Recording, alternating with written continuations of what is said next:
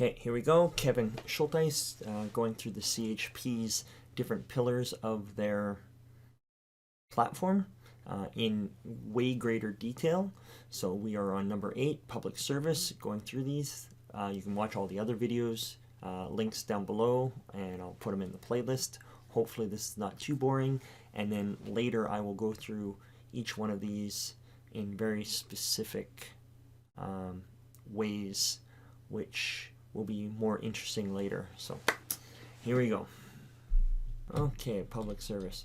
General statements. We assert that the purpose of the public service is not to provide jobs, but to implement public policy as approved by Parliament, to do this in the most effective manner and to do it at the least possible intrusion into private lives. Basically, we do not make jobs. That's not the government's job. Our job is to try to solve as few problems only when necessary and with the least amount of intrusion in private lives or businesses of citizens, and try to do it as locally and minimally as possible. That's the gist of it. Small government trying to interfere the least amount and to do it most effectively.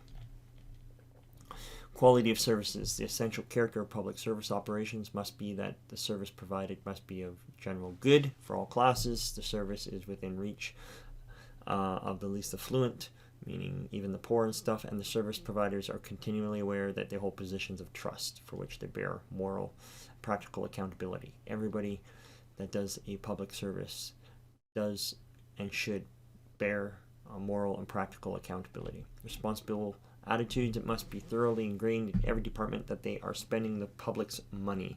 Anytime that you spend public's money, it should be embedded into that culture to find efficiencies and versus waste and the opposite, unlimited money kind of thing. The use of criteria of business enterprise are largely applicable in that they have therefore an obligation to meet higher standards. Basically, you should treat your government as a business. Try to save money and be as effective and most fruitful as possible. Accountability requires that there be a one point of final responsibility. The organization of every department must make clear those lines of authority and responsibility. You can't just have a giant mess of he said, she said, which department is responsible. No, there should be a chain of command that eventually somebody is responsible.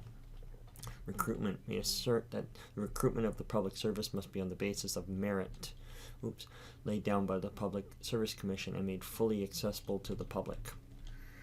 Furthermore, that there are two aspects to merit. The first be the character of the applicant, his honor, integrity, dependability, and second is professional or technical competence to perform those duties. No individual has a right to public employment. You have to earn it. Dismissal. It follows that a public servant must be subject to the possibility of dismissal for incompetence or inability to perform those duties when engaged. So if you suck, you should be able to be fired even from public office. Even if you suck at your duties or you violate them, you violate trust, incompetent, incompatible with the position, dismissal should be subject to adjudication by an impartial, non-departmental review board. So you should be able to be fired. Transport. The role of government. The role of government in transportation should be one of establishing and enforcing reasonable standards of safety and service in the interest of commerce and defense. Government should be a facilitator to improve nationwide transportation. That's probably it for 8.